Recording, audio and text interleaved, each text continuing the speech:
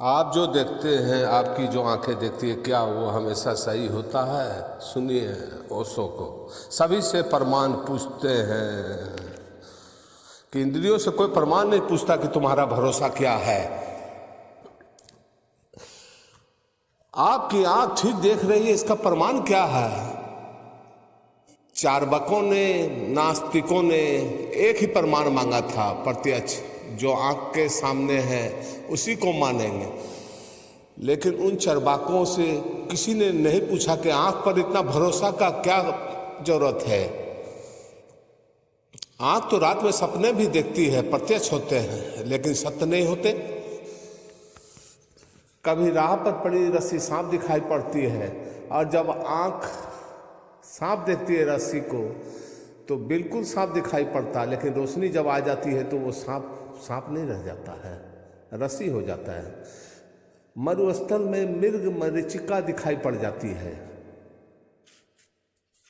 पहली दफा जब 3 डायमेंशनल फिल्म बनी, 3 आयामी फिल्म बनी, जो लोग उन्हें देखने जाते थे वे भयभीत हो जाते थे।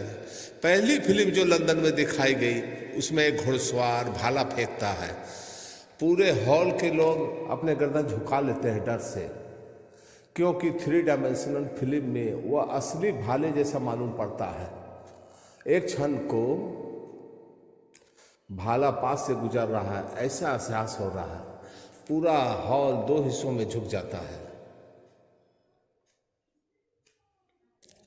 पर्दे पर कुछ भी नहीं है, ना भाला है, ना कुछ आने को ना जाने को, सिर्फ छाया और प्रकाश का खेल।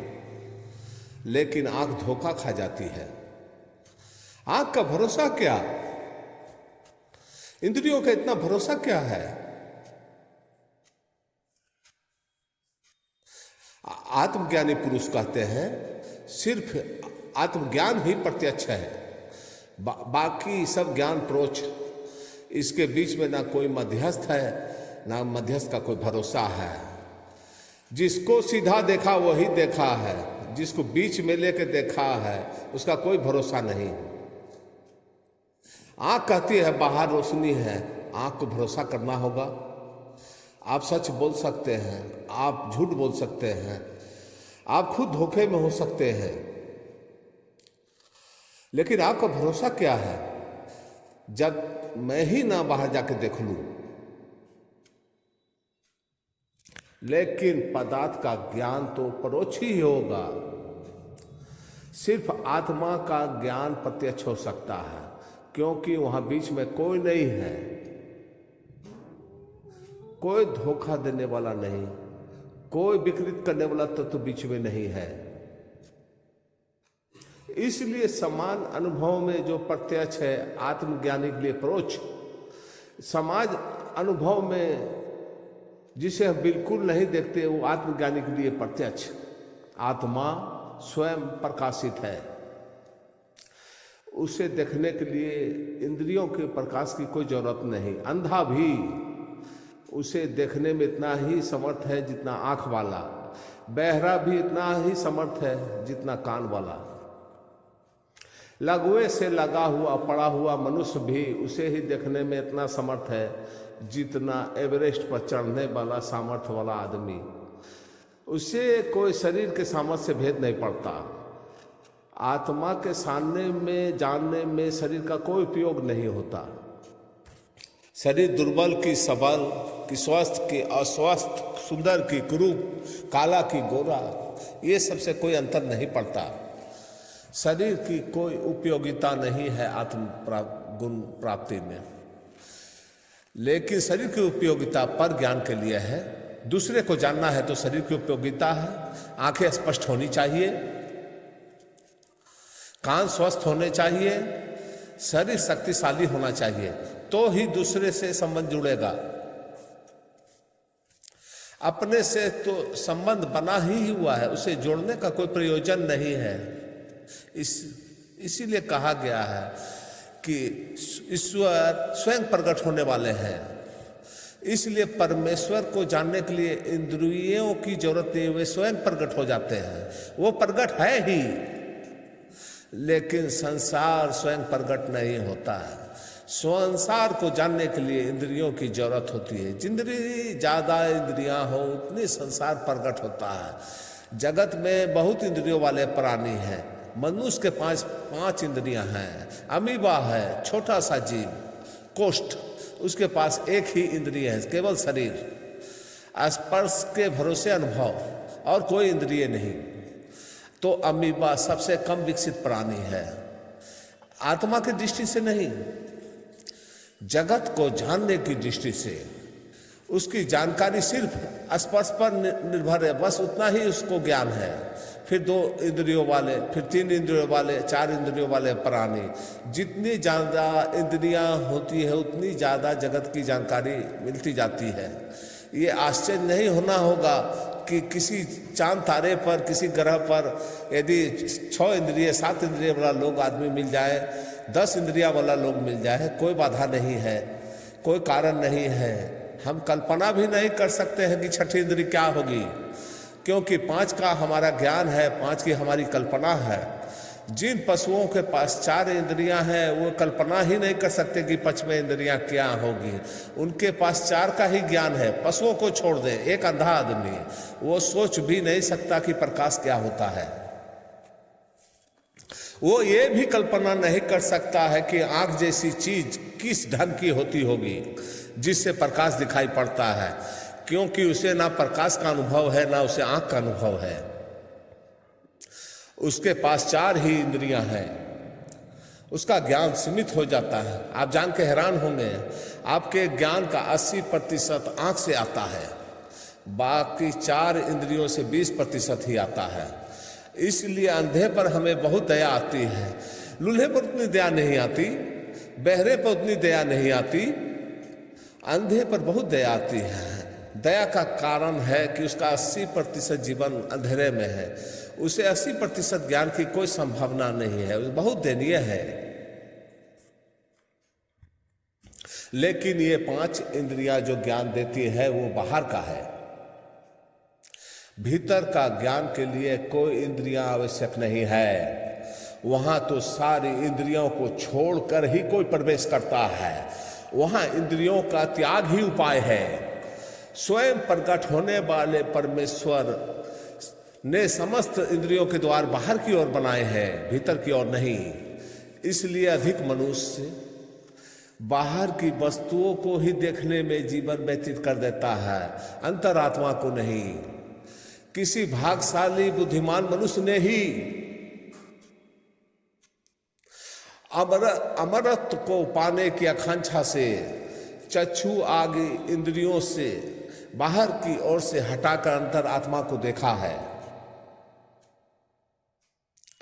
सारे ध्यान के प्रयोग, अलग अलग विधियों वाले प्रयोग एक चीज को मौलिक रूप से स्वीकार करते हैं कि आपकी सारी इंद्रियां शांत हो जाए।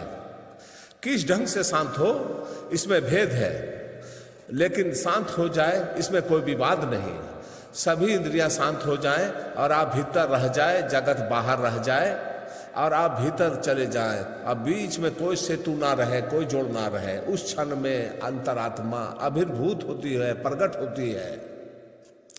यहां हम जो प्रयोग कर रहे हैं 3 चरणों में आपकी पूरी इंद्रियों का उपयोग किया जाता है। जितनी ज्यादा तेजी से आप उसको उपयोग कर लो, थका दे, ताकि 10 मिनट के लिए इंद्रियां थक कर भी शांत हो जाए तो भी भीतर की झलक आ जाए। सूफी फकीर एक नृत्य करते हैं, दरवेश, जरा उसमें जो है नियम यह है कि दरवेश नृत्य में प्रवेश करने पर काफी लंबा चलता है। वो नृत्य 5 घंटा चलता है। धीरे धीरे आप कर लेंगे। 5 घंटे फकीर नाचता ही रहता है, सब थक जाता है। जब तक अपने आप शरीर नहीं गिर जाता है तब तक नृत्य जारी रहता है, अपनी तरफ से नहीं रोकने का। अपनी तरफ से कुछ करना ही नहीं, नाचते ही जाना है, नाचते ही जाना है। जब तक आखिरी बूंद भी शेष रह जाए शक्ति का, तब तक नाचते ही जाना है। बेईमानी जरा भी नहीं चलेगी कि आदमी सोचे कि अब थक गए बैठ जाए। नहीं, जब तक आपको लगे कि आप बैठ सकते हैं, बैठने की ताकत बची है, तब तक आपको नाचते रहना है। बैठने की भी ताकत आपको नहीं रहनी चाहिए। जब आपकी सारी शक्ति शरीर की चुक जाती है और आप देख रहे हैं शरीर गिर रहा है, आप कुछ भी नहीं कर सकते, ना उसे रोक सकते हैं, ना आप तब नाच सकते हैं, ना संभाल सकते हैं, बस शरीर गिर रहा है। उस क्षण साक्षी का भाव अचानक जग जाता है और जब शरीर बिल्कुल थक जाता है तो कोई भी इंद्रिय सक्रिय नहीं रह जाती, द्वार बंद हो जाते हैं, सेतु टूट जाते हैं, सूफी भीतर प्रवेश कर जाता है। हम जो कीर्तन का प्रयोग कर रहे हैं वह सूफी नृत्य का ही हिस्सा है। बहुत लोग मुझसे आके पूछते हैं कि भारत में तो ऐसा कीर्तन होता नहीं, इसका भारतीय कीर्तन से कोई सीधा संबंध नहीं है, यह कोई पूजा पाठ नहीं है, इसका कोई संबंध कृष्ण गोपाल से नहीं है। वो तो केवल बहाना है, वो तो केवल खूंटी है, उस बहाने आपको थकाने की चेष्टा है। इसलिए जो अपने को बचाएगा वो मूल मुद्दा ही चूक गया। थका डालना है, इतने जोर से शक्ति का प्रयोग करना है कि आप बिल्कुल थक जाए, शरीर मुर्दा हो जाए, जैसे सारा प्राण सूख गया। उस क्षण में इंद्रियां बंद हो जाती हैं, अंतरात्मा का झलक, और एक बार झलक मिलने लगे तो कठिनाई नहीं है, एकदम रास्ता साफ हो जाए, फिर जरूरत नहीं है कि आप थकाएं और फिर आप आंख बंद कीजिए और आप भीतर जा सके। एक बार रास्ता साफ हो जाए, एक बार पहचान में आ जाए कौन सी पगडंडी है, जैसे अंधेरी रात में बिजली चमक जाए और रास्ता दिख जाए एक क्षण को, फिर बिजली खो भी जाए तो भी फिर आप अंधेरे में आश्वस्त चल सकते हैं। आप जानते हैं कि रास्ता है, एक बार तो देखा है, आप खोज सकते हैं। ये सारे ध्यान के प्रयोग मौलिक रूप से थकाने के प्रयोग है, ताकि इंद्रियां थक के बैठ जाए। एक रास्ता है जबरदस्ती बैठाने का, लेकिन मैं उसके पक्ष में नहीं हूँ। लेकिन जबरदस्ती कोई इंद्रियों को बैठा नहीं सकता। हालत ऐसी हो जाती है जैसे छोटे बच्चे को कह दो कि बैठो शांति से, वो तो बैठ जाता है, लेकिन उसकी सारी ताकत शांति से बैठने में लग गई। एक एक चीज को खिंचा हुआ है, तना भी हुआ है, शिथिल भी नहीं हो पा रहा है, तनावग्रस्त है। तो आप उस बच्चे को कहो कि दौड़ो, 25 चक्कर लगाओ, फिर कहने की जरूरत नहीं है कि शांत बैठ जाओ, क्योंकि 25 चक्कर के बाद वो खुद शांत हो जाएगा। वो शांति बहुत अलग होगी, उस शांति में कोई तनाव नहीं होगा, कोई बेचैनी नहीं होगी, बल्कि शांति में एक सुख होगा, एक राहत होगी, एक झलक होगी विश्राम की। इंद्रियों को थका डालना है, इतना थका डाले कि क्षण भर को भी अगर विश्राम में पहुंच जाए तो उतने क्षण में ही आपका भीतर प्रवेश हो जाएगा। जो बाल बुद्धि वाले बाह्य भोगों का अनुसरण करते हैं, सर्वत्र फैले हुए मृत्यु के बंधन में पड़ते हैं, किंतु बुद्धिमान मनुष्य नित्य अमर तत्व को विवेक द्वारा जानकर अनित्य भोगों में से किसी को नहीं चाहता। विवेक का यही अर्थ है, जो निरर्थक है वो हमें निरर्थक दिखाई पड़ जाए, जो सार्थक है वो सार्थक दिखाई पड़ जाए। जगत में हम कुछ भी चाहें, पहली तो बात अगर ना मिले तो दुख, मिल जाए तो भी सुख नहीं। एक आदमी धन चाहता है, जब तक धन नहीं मिलता है तो दुखी है, जब मिल जाता है तो उसे फिर पता ही नहीं चलता क्या मिलता। धन के ढेर लग गए, अब क्या चाहिए। जो भी आपने चाहा अपने अतीत में, ना मिला तो दुख पाया है, अब मिल गया तो कौन सा सुख पाया है। जब तक नहीं मिलता है तब तक ही सुख का आभास होता है। इस जगत में दुख वास्तविक है, सुख आभास है। जो चीज नहीं मिलती उसमें सुख है, और जो मिल जाती है उसमें सब सुख खो जाता है। इसलिए कोई आदमी कहीं भी सुखी नहीं है। मेरे एक मित्र हैं, वो पहले राजनीति में एमएलए थे, वो मुझसे कहते थे कि आशीर्वाद दे और कुछ नहीं चाहिए, कम से कम मैं डिप्टी मिनिस्टर तो बनवा ही दीजिए। मैं कहता उन्हें कि आप बन ही जाएंगे, क्योंकि जैसा पागलपन आप में है आप बिना बने बच नहीं सकते। लेकिन आप सोचते हो कि बड़ा आनंद घटित हो जाएगा, तो आप गलती में हो। फिर वो डिप्टी मिनिस्टर भी हो गए। फिर आए मेरे पास, कहने लगे कि मेरी आकांक्षा है कि मैं मिनिस्टर बन जाऊं। इसमें मैंने कहा आपको सुख मिल गया डिप्टी मिनिस्टर बनने से? उसने कहा डिप्टी मिनिस्टर में कुछ रखा नहीं है, मिनिस्टर बन जाते तो और कुछ होता। फिर वो मिनिस्टर भी हो गए। अब वो कहते हैं कि मैं चीफ मिनिस्टर हो जाऊं। तो मैंने उससे पूछा तुम कहाँ रुकोगे? पिछले अनुभव से कुछ सीखो। आदमी जहां है वहीं दुखी है। सुखी आदमी खोजना कठिन है। आपने कभी कोई सुखी आदमी देखा? सुखी आदमी वही हो सकता है जो जहां है वहीं सुखी। जो आदमी कहीं और सोचता है कि सुख होगा, वो और दुखी होगा। जो जहां है वहीं सुखी है, वैसे ही आदमी का नाम है सन्यासी। और जो जहां है वही है दुखी, वैसे आदमी का नाम ग्रस्त है। वो हमेशा भविष्य में जी रहा है। कल उसका सुख है, कल स्वर्ग है। आज कुछ भी नहीं। आज को समर्पित करेगा कल के लिए, आज को लगाएगा कल के लिए, आज को जलाएगा कल के लिए। और कल कभी आता नहीं। कल जब आएगा तो आज ही होगा।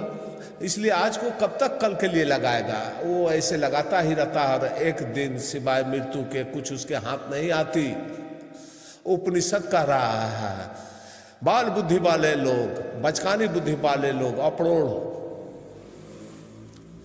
केवल बाहर की वस्तुओं का अनुसरण करने में जीवन को गंवा देते हैं। बुद्धिमान विवेकशील वह है जो इस सत्य को जानकर बाहर कभी किसी को ना कोई आनंद मिला है ना मिल सकता है, अपने ही अनुभव से, अपने ही जीवन के प्रयोगों से इस रहस्य को समझकर जो बाहर के अनित्य भोगों की आकांक्षा छोड़ देता है, वही विवेकशील है। बाहर की वस्तुओं की आकांक्षा छोड़ देता है। कुछ ना समझ बाहर की वस्तुओं को छोड़ने में लग जाता है। बाहर की वस्तुओं की आकांक्षा छोड़ना बिल्कुल और बात है। बाहर की वस्तुओं को छोड़ने में लग जाना बिल्कुल और बात है। और ही नहीं, भिन्न विपरीत। बाहर की वस्तु को वही छोड़ने में लगता है जो बाहर की वस्तु को पकड़ने में लगा रहता है। अब वो छोड़ने में लगता है, लेकिन उसकी नज़र बाहर की ही वस्तु में लगी रहती है। कुछ लोग हैं जो धन के लिए पागल है, कुछ पागल है जो धन ना खो जाए इसके लिए पागल है। एक सन्यासी को मैं जानता हूँ, बड़े सन्यासी है, बहुत उनके अनुयायी है। वो पैसा नहीं छूते।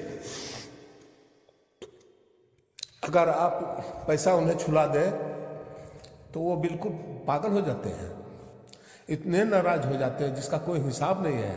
वो स्नान करते हैं यदि पैसा छुआ दिया तो। लोग उनको मानते हैं इसीलिए कि ये है त्याग, ये पागलपन है, ये विक्षिप्तता, ये रोग पुराना है, नया नहीं। पहले पैसे को पकड़ने में बहुत रस आता रहा होगा। इससे आप समझ सकते हैं जब छूने में इतना दुख होता है तो पहले कितना रस आता होगा। ये माप है। वो रस अब भी नहीं खो गया, वो उल्टा हो गया। रस अब भी है, अब विपरीत भाव पैदा हो रहा है। मुक्त नहीं हुए पैसे से, बंधे हैं अब भी। कल मित्र की तरह बंधे थे, अब शत्रु की तरह बंधे हैं। मित्र का भी ध्यान भी रखना पड़ता है और शत्रु का तो और भी ज्यादा ध्यान रखना पड़ता है। वो अगर आके बैठते हैं तो सब तरफ देख लेते हैं। पैसा तो नहीं, नोट तो नहीं, 24 घंटे प्रभु स्मरण नहीं चल रहा है। ऐसे बहुत लोग हैं इस देश में जिनकी वृत्ति सिर्फ शासन करने लगती है। वही आदमी कभी पैर के बल खड़ा था, अब सिर के बल खड़ा है। आदमी में जरा भी फर्क नहीं आया, रत्ती भर भेद नहीं हुआ, ना क्रांति घटित हुई, लेकिन क्रांति दिखाई पड़ती है। वो दुख झूठी है। बाहर की वस्तु ना पकड़ने योग्य है ना छोड़ने योग्य। बाहर की वस्तु बाहर है, ना तुम उसे पकड़ सकते हो ना तुम उसे छोड़ सकते हो। तुम हो कौन? तुमने पकड़ा वो भ्रांति थी और तुमने छोड़ा ये तुम्हारी भ्रांति है। बाहर की वस्तुओं को ना पकड़ने से कोई फर्क पड़ता है ना छोड़ने से कोई फर्क पड़ता है। कल तुम कहते थे ये मकान मेरा है, लेकिन मकान ने कभी नहीं कहा कि तुम मेरे मालिक हो। और मकान को थोड़ा भी बोध होता तो वो हंसा होगा कि गजब का मालिक है, क्योंकि तुमसे पहले भी कोई और ये कह रहा था, तुम उससे भी पहले और कोई ये बात कह रहा था। मकान सब जानता है। फिर एक दिन तुम कहते हो मैंने त्याग कर दिया इस मकान को।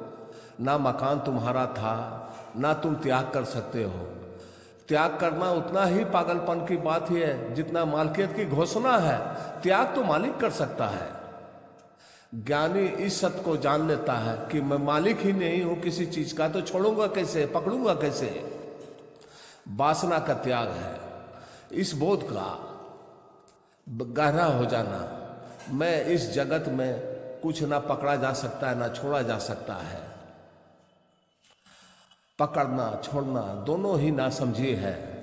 इस जगत में ना कुछ पकड़ने योग्य है ना छोड़ने योग्य कोई चीज है।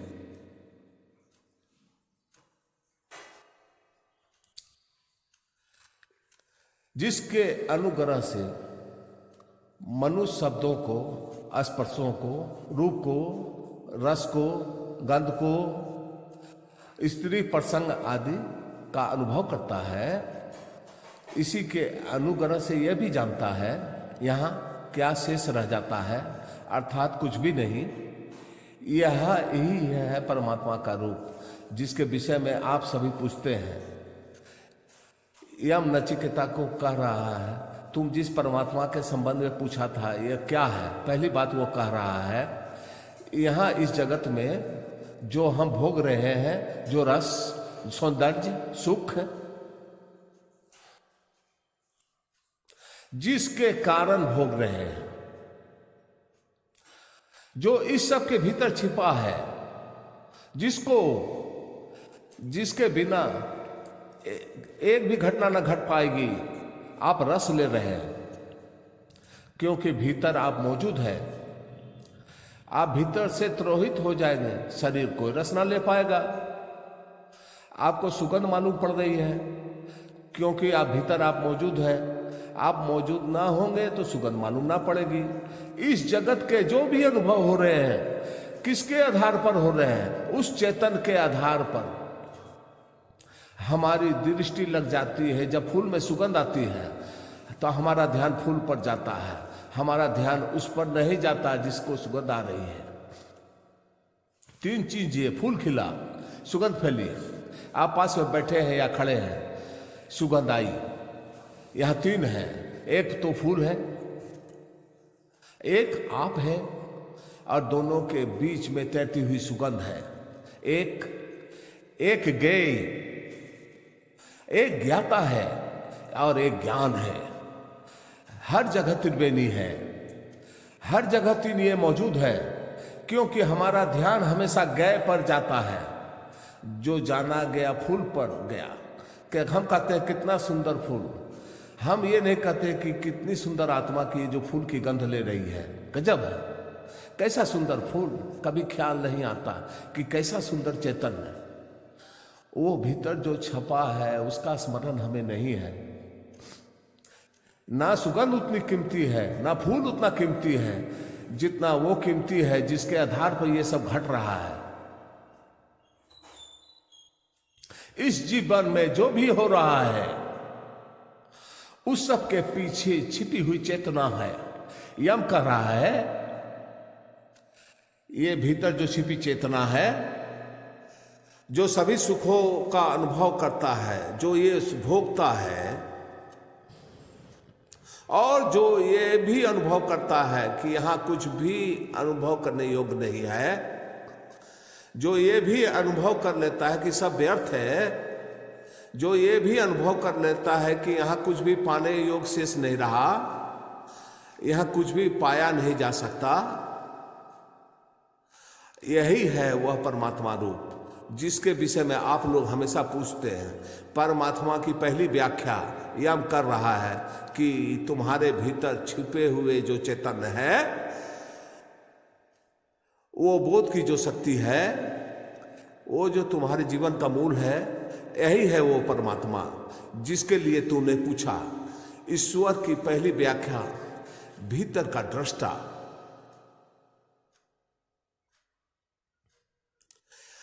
स्वप्न के दृश्यों को और जागृत के अवस्था के दृश्यों को, इन दोनों अवस्थाओं के दृश्यों को जिससे बार बार देखता है,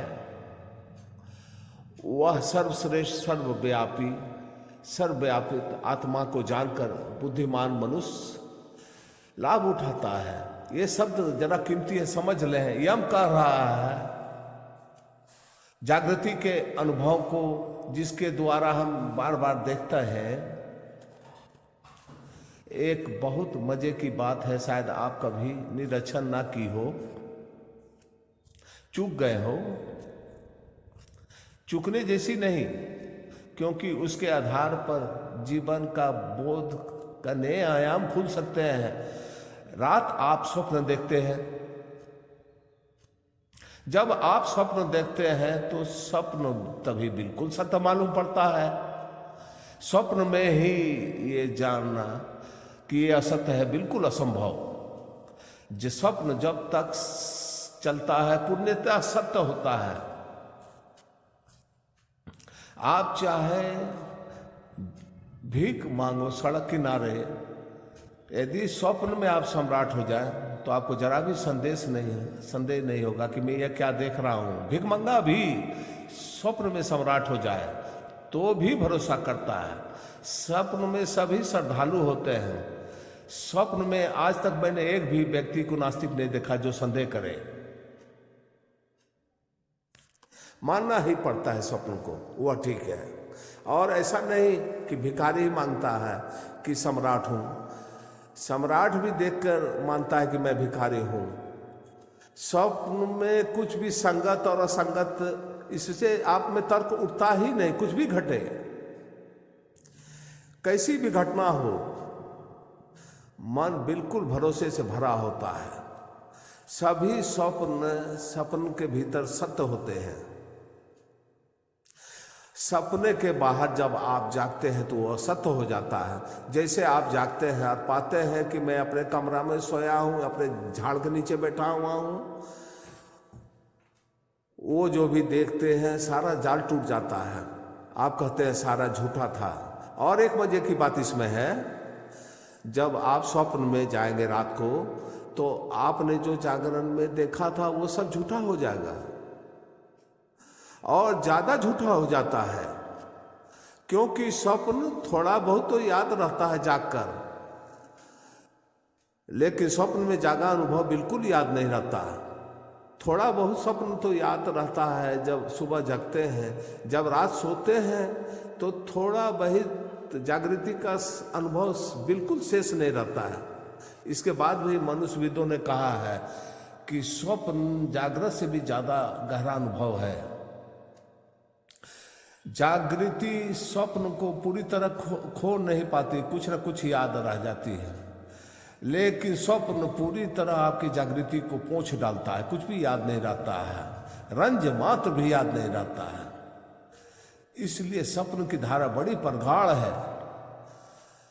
स्वप्न में जागरण असत्य हो जाता है और जागरण में स्वप्न असत्य हो जाता है। एक दार्शनिक रात में स्वप्न देखा, सुबह उदास हो गया बेचारा। शिष्यों ने पूछा कि आप उदास क्यों हैं? तो शिष्यों ने कहा कि आप उदास क्यों हो रहे हैं स्वप्न देख के? आप तो अब जाग गए हैं। उन्हें बड़ी अड़चन खड़ी हो गई कि मुझे ये समझ में नहीं आ रहा है